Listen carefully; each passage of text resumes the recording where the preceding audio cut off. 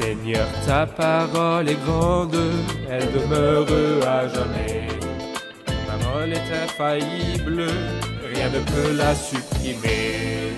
Bienvenue chers spectateurs et bienvenue à tous nos spectateurs partout dans le monde dans un nouvel épisode du programme d'études bibliques quotidien Toute la Bible, dans lequel nous étudions par la grâce de Dieu tous les livres de la Bible de la Genèse à l'Apocalypse. Nous avions conclu le dernier épisode avec la fin du Cantique des Cantiques qui parle de l'hymne d'amour entre le Seigneur Jéhovah et son peuple qui est cher à son cœur, le peuple ancien qui retourne vers lui. Mais dans l'épisode d'aujourd'hui, avec l'aide de Dieu, nous allons commencer une nouvelle étude des livres du Nouveau Testament, en particulier de l'épître aux Colossiens, une des épîtres de prison. Permettez-moi au début de l'épisode de souhaiter la bienvenue à mon invité, le serviteur du Seigneur que j'ai toujours l'honneur d'avoir, le frère Youssef Riyad. Bienvenue frère Youssef. Nous souhaitons également la bienvenue aux invités qui sont avec nous, vous êtes les bienvenus. Frère Youssef, s'il vous plaît, donnez-moi une idée sur Colossiens avant de commencer à étudier ces différentes parties. Eh bien, comme vous l'avez mentionné, l'épître aux Colossiens est l'une des épîtres de la prison. Et il est peut-être bon aussi de donner une idée des épîtres de l'apôtre Paul, qui sont au nombre de 13. Et ceci, bien sûr, à l'excepté de l'épître aux Hébreux, qui a probablement été écrite par l'apôtre Paul, mais l'Écriture n'a pas mentionné que c'est lui qui l'avait écrite, et il y a différents avis là-dessus. Mais nous avons 13 épîtres qui ont été écrites par l'apôtre Paul. Et ces 13 épîtres sont divisées en 3 parties. La première partie est appelée les épîtres de la mission, puis les épîtres de prison et les épîtres pastorales. Ce sont les 3 divisions. Les épîtres de mission sont au nombre de 6, qui sont l'épître aux Romains, la première et la deuxième aux Corinthiens, aux Galates, la première et la deuxième aux Thessaloniciens. Ce sont les épîtres de la mission. Cela veut dire qu'il les a écrites pendant ses voyages de mission ou de prédication. Ensuite, 4 épîtres appelées les épîtres de la prison. Il les a écrites alors qu'il était prisonnier à Rome, dans la prison dont nous lisons à la fin du livre des Actes des Apôtres. À la fin des Actes, il se rendit à Rome et fut emprisonné. Et à partir de là, il a écrit 4 épîtres. Et ces épîtres sont aux Éphésiens, aux Philippiens et aux Colossiens, celles que nous allons étudier, et puis l'épître à Philémon, 4 épîtres. Il y a ensuite les épîtres pastorales qui ont été écrites après que l'apôtre Paul ait été libéré de la prison. Et elles sont au nombre de 3. La première et la deuxième à Timothée et l'épître à Tite. Très bien, merci beaucoup pour cette présentation. Avant de commencer à étudier l'épître, nous devons connaître Colosse, l'église de Colosse, à qui cette épître a été envoyée. Quand a-t-elle été formée et comment et qui a prêché? Colosse est une ville qui se situe en Asie mineure, plus précisément dans la province de Phrygie. Et cette ville est à environ 16 kilomètres de la riche ville de Laodicée. Elle est aussi à environ 20 kilomètres de Hiérapolis, célèbre pour ses sources chaudes, et à environ 150 kilomètres d'Éphèse, la capitale de l'Asie mineure, à environ 1600 kilomètres de la ville de Rome qui est la capitale de l'Empire romain, et d'où l'apôtre Paul a écrit cette épître-là, l'épître aux Colossiens. Comment l'évangile est-il parvenu à Colosse ? Non pas par l'intermédiaire de l'apôtre Paul, parce que probablement l'apôtre Paul, comme nous le comprenons du chapitre 2, n'a pas vu de ses propres yeux les frères à Colosse. Cependant, ils ont probablement entendu l'évangile par l'intermédiaire d'Épaphras, dont nous lisons au chapitre 1 et dont nous lisons également au chapitre 4. Mais nous pouvons aussi conclure que lorsque l'apôtre Paul était à Éphèse et y est resté pendant 3 ans, tous les habitants de l'Asie entendirent la parole du Seigneur, y compris Colosse. Et peut-être c'est parce que la ville d'Éphèse était une ville principale et importante, les gens y allaient pour de nombreux intérêts, peut-être, par exemple Philémon qui était de la ville de Colosse et qui arriva à Éphèse et entendit la parole du Seigneur de la bouche de Paul, car très probablement il était le fruit du combat de l'apôtre Paul. Et Épaphras y a également servi. Alors l'apôtre Paul a eu certainement une influence indirecte, mais il n'est pas allé personnellement à la ville de Colosse. Et alors cette ville-là, la ville de Colosse, et cette épître-là, a été envoyée pour aborder un sujet fondamental et vital. Lorsque les faux enseignants sont rentrés, pas seulement les judaïsants comme dans l'épître aux Galates, mais des enseignants qui voulaient introduire les philosophies orientales et une philosophie et une sagesse grecque et des obligations juives. Et à travers ce triple mélange qui est formé par les philosophies orientales, la sagesse grecque et les obligations juives, ils ont voulu déformer l'Évangile. Et lorsque l'apôtre Paul a entendu parler de cela, il sortit l'épée qui est la parole de Dieu comme un bon soldat de Jésus-Christ et commença à défendre, non pas défendre l'Évangile comme dans l'épître aux Galates, mais défendre une chose qui est plus haute et plus importante et qui est la gloire du Christ. Donc il sortit l'épée et défendit la gloire du Christ dans l'épître aux Colossiens. Merci frère Youssef, nous allons faire une pause et puis revenir pour écouter une question. Chers spectateurs, nous nous retrouvons après la pause, restez à l'écoute. Découvrir tout ce que le Christ a fait pour nous fait obtenir la vérité qui devrait être le témoignage de chacun d'entre nous qui l'avons connu comme sauveur de nos vies. Oh, si seulement le Seigneur Jésus était l'objet de notre amour, de la joie de nos vies et la seule personne à laquelle nous aspirons de ressembler. Oh, si seulement il était le seul centre de nos vies. Mes amis, le Christ vit-il en vous? Conduit-il votre voyage? Élève-t-il vos voiles et définit-il votre direction? Aspirez-vous vraiment à lui? Alors, laissez-le vivre en vous et vous saurez la différence que fera sa personne unique.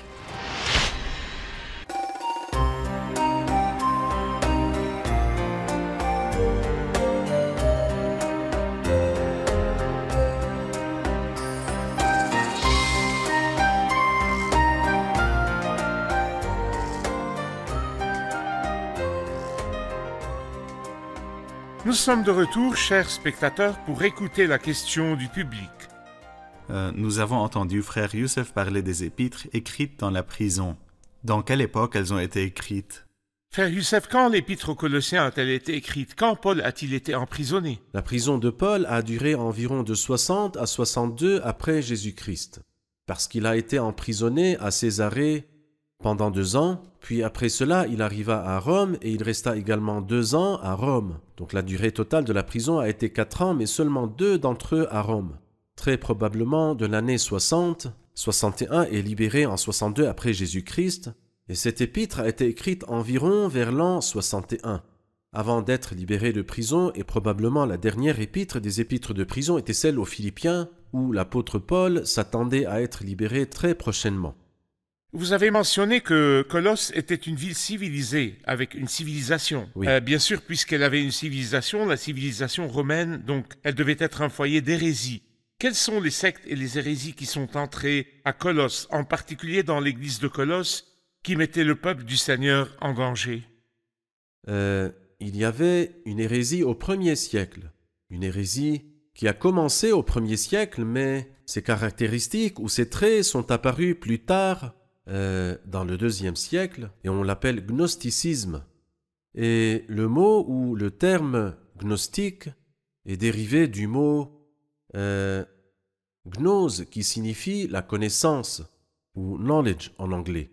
Ils prétendaient donc avoir une connaissance qui ne figure pas dans la Bible sainte, et ils ont inventé des théories qui ne viennent que de leur imagination. Ils ont dit que Dieu est grand. Bien sûr, personne ne peut dire le contraire. Mais ils ont aussi dit une chose qui est fausse, qui est que la matière est mauvaise en elle-même. N'importe quelle matière. Toute matière. La matière est mauvaise, et Dieu est esprit, qui est exempt de tout mal. Par conséquent, selon leur théorie erronée, il est impossible que Dieu crée la matière. Mais dans ce cas-là, qui a créé cette terre et qui a créé l'homme? Ils ont inventé des théories disant que Dieu a créé un être qui est inférieur à lui. Et cet être inférieur a créé un autre être, et le second a créé le troisième, et ainsi de suite, jusqu'à ce que finalement vint un être qui créa la matière. Il s'agissait d'éloigner Dieu autant que possible de la matière qui est, selon leur enseignement erroné, mauvaise. Et je pense que c'est cette hérésie qui a inséré une vision inférieure du mariage dans le christianisme. Le mariage est honoré dans la Bible sainte. Dieu l'a arrangé dans le jardin, et le Christ l'a vénéré et l'a honoré en faisant le premier miracle lors d'un mariage à Cana de Galilée. Et le plus grand honneur du mariage est qu'il est un symbole de la relation du Christ avec l'Église. Mais eux, parce que Satan les a poussés à mépriser la matière, ils méprisaient également le mariage. Et cela s'est répandu dans le christianisme, et bien que le gnosticisme ne soit pas présent aujourd'hui sous sa forme, il est présent avec ses effets qui sont dévastateurs, comme par exemple ce que j'ai mentionné, ou bien aussi la secte des témoins de Jéhovah, qui disent que le Christ est un Dieu du second degré et non pas du premier degré. Tous ces éléments proviennent du gnosticisme qui est apparu au 1er siècle et pris ses caractéristiques finales au 2e siècle après Jésus-Christ. Donc le résumé de cette secte est que Dieu est esprit et qu'il ne traite pas du tout avec cette matière, Oui, parce que la matière est mauvaise, donc Dieu n'est pas le créateur de la matière, exactement. de l'univers en général, ni de l'homme, Oui. mais il a délégué la création à un être qui est inférieur à Inférieur. lui, puis le plus bas, Jusqu'à alors ce le qu'on plus bas. arrive. Est-ce que c'était la seule hérésie de cette époque ou y avait-il d'autres hérésies? Eh bien, en vérité, c'était la principale secte qui existait, mais comme nous le lirons dans cet épître, nous allons trouver que les mystères orientaux commencèrent à s'infiltrer dans l'église de Colosse, et la philosophie grecque et la sagesse grecque commencèrent à s'infiltrer. Ensuite, les obligations juives ont commencé à entrer. Ceci a également posé problème dans l'épître aux Colossiens, et nous trouverons donc dans le 2e chapitre que l'apôtre Paul fournit l'antidote.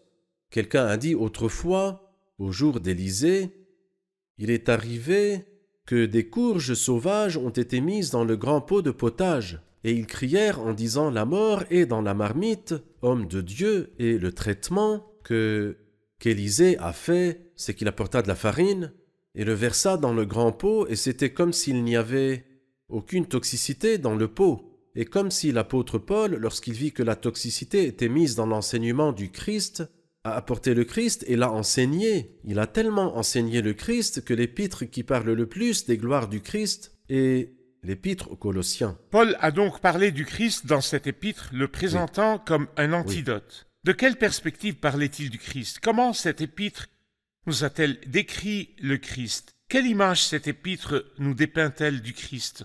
Eh bien, cette épître est très semblable à celle aux Éphésiens. Et lorsque nous étudierons les deux épîtres, nous verrons à quel point elles sont semblables.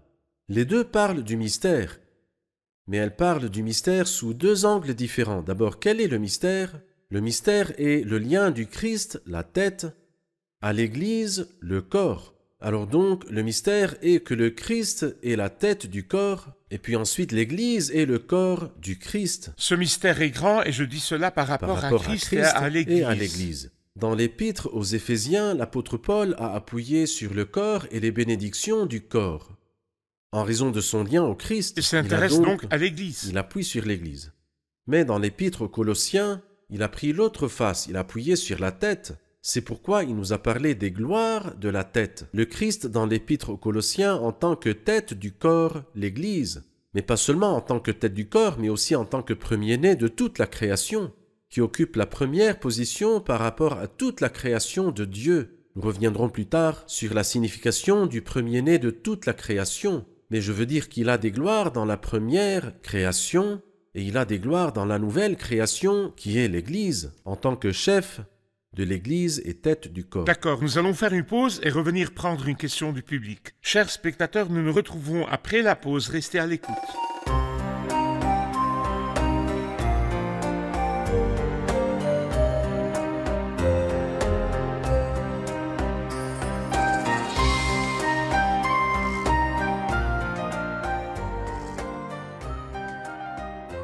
Nous sommes de retour, chers spectateurs, pour répondre à une question de notre public. Nous avons compris qu'il y a 4 épîtres qui ont été écrites en prison. Y a-t-il un rapport entre les 4 épîtres? Existe-t-il un rapport entre les 4 épîtres de prison, les épîtres aux Éphésiens, à Philémon, aux Colossiens et aux Philippiens? Eh bien, c'est une bonne question. En fait, il y a une belle relation. J'aimerais bien les relater de cette façon. Je dirais qu'il y a 2 épîtres qui vont de pair, comme je l'avais mentionné tout à l'heure, Éphésiens et Colossiens, et de même les 2 autres aussi, aux Philippiens et à Philémon, vont de pair aussi. Comment ou de quelle perspective? Dans les 2 premières épîtres, je peux voir les desseins de Dieu. Et dans les 2 autres épîtres, les voies de Dieu. Dieu a un but et il a une voie. Et ceci est clair dans le livre de l'Exode, quand par exemple Dieu dit à Moïse « Viens, je vais t'envoyer dans le but de faire sortir le peuple et le ramener au pays de Canaan. » Alors donc, le but de Dieu est d'amener le peuple dans le pays de Canaan, mais la voie de Dieu est qu'il traverse le désert pendant 40 années. Nous avons donc 2 épîtres qui parlent des desseins de Dieu et 2 autres qui nous parlent des voies de Dieu. Comment ? Je l'ai mentionné il y a quelque temps que les 2 épîtres aux Philippiens, les épîtres aux Éphésiens et aux Colossiens nous parlent toutes les 2 du mystère qui a été caché en Dieu depuis l'éternité, mais qui a maintenant été révélé. Nous avons appris qu'il y a un rapport, puisque l'épître aux Éphésiens nous parle du corps, tandis que celle aux Colossiens nous parle de la tête de ce corps. Mais les épîtres aux Philippiens et à Philémon nous parlent des voies de Dieu. Que veut dire les voies de Dieu ? Cela veut dire que même si Dieu est sage et a un bon dessein, mais souvent ses voies sont très différentes des nôtres. Oui. Par exemple, dans l'épître aux Philippiens, Paul est en prison, mais écoutez bien ce qu'il a écrit au chapitre 1, verset 12. Il dit « Je désire que vous le sachiez, frères et sœurs, que ce qui m'est arrivé a plutôt contribué au progrès de l'Évangile. Cela signifie que j'ai été emprisonné, mais le Seigneur a fait sortir de ma prison un progrès de l'Évangile, et ce sont les voies étonnantes de Dieu. » Ou dans l'épître à Philémon, nous trouvons un serviteur qui a volé de l'argent à un croyant et s'est échappé. Cependant, le Seigneur a fait jaillir la bénédiction de ce vol-là. Et comment ? Eh bien, Onésime a rencontré l'apôtre Paul et a connu le Christ, le Sauveur, et est revenu de nouveau chez Philémon avec l'épître à Philémon. Et pas seulement cela, mais il retourna aussi au service de Philémon. Paul dit non plus comme un esclave. Il dit peut-être a-t-il été séparé de toi pour un temps, afin que tu le retrouves pour toujours. Et par ceci, nous voyons que le Seigneur, à partir du mal, fait jaillir le bien. Alors, nous avons 2 épîtres qui nous parlent du dessein final de Dieu. Une merveille, le mystère qui est l'union du Christ avec l'Église. Et 2 autres épîtres qui nous parlent de la manière dont Dieu accomplit ses buts. Et dans ces manières, nous voyons l'émerveillement. Nous voyons que le Seigneur fait jaillir le bien à partir du mal. Il y a aussi quelque chose de beau que quelqu'un a dit. Il a dit que le corps a une tête, et donc l'épître aux Colossiens parle de la tête, Oui. et l'épître aux Éphésiens parle du corps. Oui. Cependant, ce corps-là a aussi des pieds. Oui. Ainsi, l'épître aux Philippiens et les pieds qui symbolisent la conduite Tout à du fait. corps. Et le corps a aussi des mains, donc Oui. dans l'épître à Philémon, Paul nous dit comment le corps serait utile. Ainsi, le corps vrai. est utile. Très bien. Et c'est là la perfection de l'œuvre du Christ dans ce C'est corps très qui vrai. est uni à la tête. Tout à fait. Frère Youssef, pourriez-vous nous indiquer la division de cette épître pour faciliter son étude ? Eh bien, je peux la diviser en 7 parties pour faciliter l'étude. Chapitre 1, du verset 1 et jusqu'au verset 8, consiste à une introduction et à une salutation. Et à partir du verset 9 jusqu'au verset 14, c'est la prière que l'apôtre Paul a élevée pour les croyants de Colosse. Le reste du chapitre, du verset 15 à la fin du chapitre, nous parle des gloires du Christ, des gloires de la tête du corps, de la tête de l'Église qui est le Christ. Le chapitre 2, dans son intégralité, nous parle en fait du cœur de l'épître. Il nous parle de l'antidote que l'apôtre Paul a fourni pour traiter les mauvais enseignements qui se sont infiltrés dans l'Église de Colosse. C'est donc la 4e partie. Le chapitre 1 est divisé en 3 parties, la salutation d'introduction, la prière, ensuite les gloires du Christ, et puis le 2e chapitre nous parle du cœur de l'épître qui est l'antidote qu'il a fourni. Et le chapitre 3, du verset 1 jusqu'au verset 4, c'est la nouvelle position du Christ et du chrétien. Nous sommes en Christ, nous ne nous préoccupons pas du monde, nous cherchons ce qui est en haut où le Christ est assis. Ensuite, du verset 5 du chapitre 2, ou plutôt chapitre 3, jusqu'au verset 6 du chapitre 4, des instructions sur la façon de vivre. Et puis la dernière partie, du verset 7 jusqu'à la fin de l'épître, quelques salutations affectueuses qui occupent une partie assez importante de l'épître et qui nous rappelle l'épître aux Romains, dans laquelle les salutations affectueuses occupaient tout un chapitre. D'accord, je vais me référer au dernier mot que vous avez dit et poser la question répétée que beaucoup de ceux qui lisent la Bible et veulent critiquer la Bible, ils disent « Lorsque nous trouvons un livre dans lequel il y a des salutations ou des salutations sont envoyées de quelqu'un à certaines personnes, saluez-moi un tel, des salutations mutuelles. Ce livre-là qui comporte de telles salutations, pourrait-il venir de Dieu ?» Le problème avec les gens qui disent ces paroles, c'est qu'ils ne connaissent pas la nouvelle situation de notre relation avec Dieu et nos relations les uns avec les autres. Ils adorent toujours un Dieu qui est puissant et lointain. Mais pour nous, ce n'est pas le cas, car Dieu est devenu très proche de nous lorsqu'il s'est fait chair et a habité parmi nous. Ainsi Dieu n'est pas loin de nous, et en plus de cela, il nous a unis comme membres de son corps. Alors, qu'est-ce qui est étrange dans le fait d'envoyer une lettre à un frère? Puisque les croyants sont devenus littéralement frères et sœurs, qu'y a-t-il d'étrange si je salue mes frères? Et qu'y a-t-il d'étrange dans le fait que Dieu soit content lorsqu'il constate que les croyants sont une seule unité et un seul esprit? Si nous pensons que Dieu est dans une tour d'ivoire et qu'il m'envoie des instructions, des ordres et des interdictions, alors cela devient un peu étrange. C'est pourquoi nous ne trouvons pas ces salutations dans l'Ancien Testament. Car à l'époque, il n'était pas clair que Dieu était proche des hommes, mais lorsqu'il a habité parmi nous en Christ, et quand il est ressuscité et a fait de nous un seul corps, nous trouvons que les épîtres sont le trait dominant des livres du Nouveau Testament. Cela veut dire que parmi les 27 livres du Nouveau Testament, nous avons seulement 4 évangiles, ensuite le livre des Actes qui est un livre historique, puis l'Apocalypse. Alors cela veut dire que nous n'avons que 6 livres et le reste est composé de 21 épîtres. Ainsi, la caractéristique saillante du Nouveau Testament n'est pas les commandements venant d'en haut, mais plutôt les épîtres envoyés au sein de la famille de Dieu. Ainsi, puisque les enfants de Dieu sont devenus une famille, il n'est pas étrange qu'il y ait des lettres et des paroles d'amour et des salutations entre les membres de cette famille. Si ce n'était pas arrivé, à ce moment-là, ça serait étrange. Exactement. Que Dieu vous bénisse, frère Youssef. Maintenant, nous allons réviser l'épisode Amen. avec nos invités. Quel bénéfice nous a apporté le premier épisode de notre étude de l'Épître aux Colossiens? J'ai beaucoup aimé que la solution de tout problème qui apparaît dans l'Église soit le Christ. Paul n'a donc pas discuté avec eux, mais leur a montré le Christ et ses gloires. D'accord.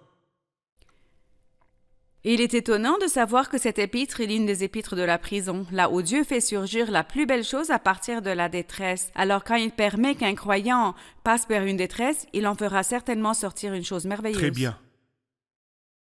J'ai compris qu'on doit accepter aucune idée ou enseignement qui soit hors de la Bible. Et comme quelqu'un l'a dit, la Bible tout entière est la Bible seule. Très bien. La Amen. Bible toute entière et la Bible toute seule.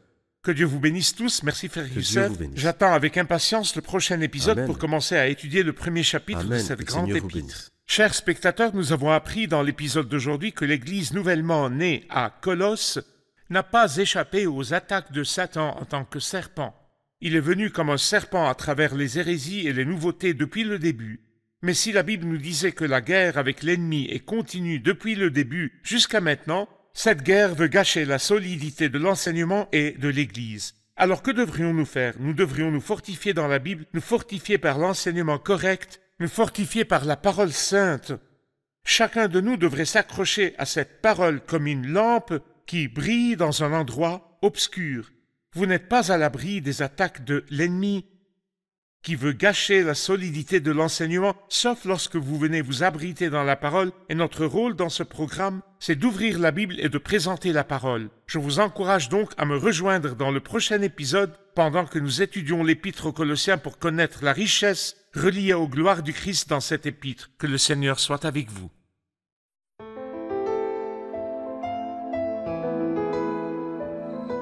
Seigneur, ta parole est grande, elle demeure à jamais.